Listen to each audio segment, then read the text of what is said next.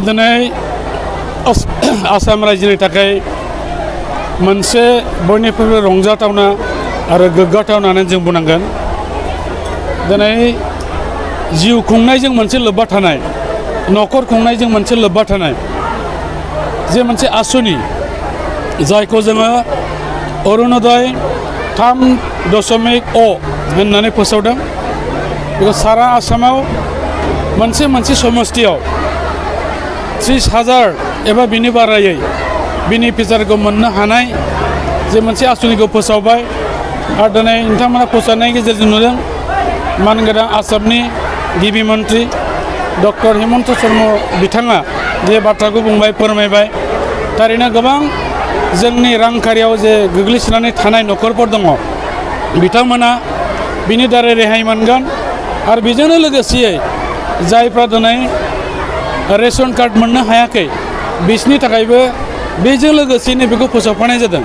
गतिके जोङो बेजोंनो मिन्थिनो हायो, बुंनो हायो जे आसाम सरकारा रायजो राजाफोरनि थाखाय जेरैबायदि आसनिफोरखौ फोसावदोंमोन, माखासे आश्वास होदोंमोन, बियो मोनसेनि उनाव मोनसे जागासिनो दङ।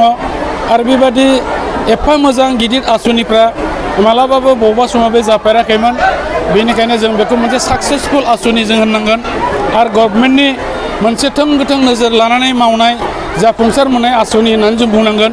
दा दिनै मासावनो जुदि मोनसे न'खरा 1200 जुदि 50 थाखा करि बे मोनबाय थायोबा निस्सय बे न'खरा एसेबाबो रेहाय जागोन।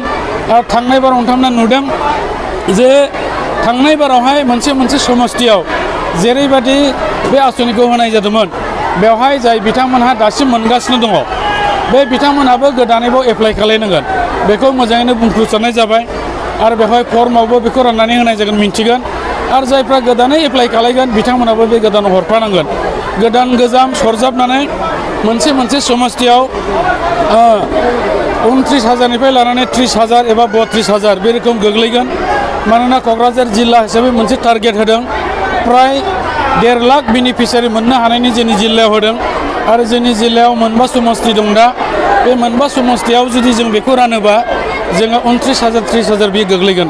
बेनिखायनो आं मिजिंथिदों गोबां मानसिफोरखौ जोङो बेवहाय सोसननानै लानो हागोन आरो गोबां मानसिफ्रा बेवहाय मुलाम्फा जागोन। आरो इयुन समाव जोंनि न'खरफ्रा खामानि मावनायाव एसे रेजें बिथांमोना जालांगोन होननानै मिजिंथियो।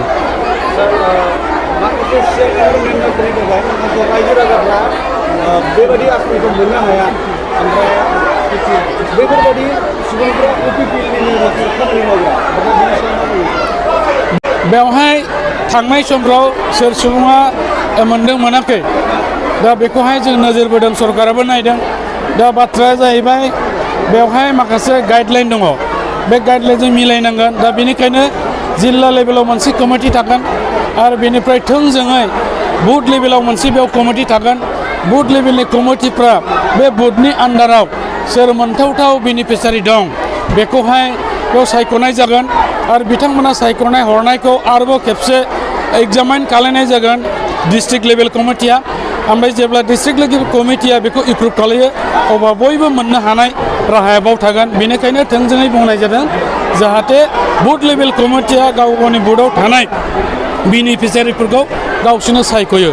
बबेबा बुथआव खमबा बहाय खम फर्म थांगोन, बबेबा बुथआवहाय बाराबा बहाय बारा फर्मा थांगोन। खिन्थु जेरैबायदि गाइडलाइन दं बेबायदियैनो बेखौ सायख'नाय जागोन। खारन थांनाय बाराव गोबां माखासे एलिगेसन फैदों जेखौ नोंथांमोना सोंदों। दा बेनिखायनो एबार बेखौ मोजाङै नायनाय जागोन।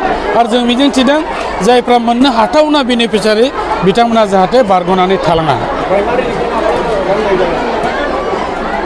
ओमफ्राय बेबायदि बेवहाय राननाय जाया, थोंजोङै बेवहाय बुथ कमिटियासो बेखौ राननाय जागोन। नाथायबा मोजांथारै जाहाथे बे जाफुंसारनो हायो, बेनि थाखाय गोबां लेभेलनि हयथ' सुबुंफोरा बेवहाय हेल्प खालायगोन, नायनायावहाय नायफामनायावहाय जाहाथे मोजाङै थायो, गोरोन्थि जालाङा। बेनिखायनो आं सान्दों बेयाव बुथ लेभेलाव हरनाय लोगो लोगो जिहेतु बे गामि ओनसोलावनो थांखाबाय, मोजां मोनसे सायख'नाया जागोन।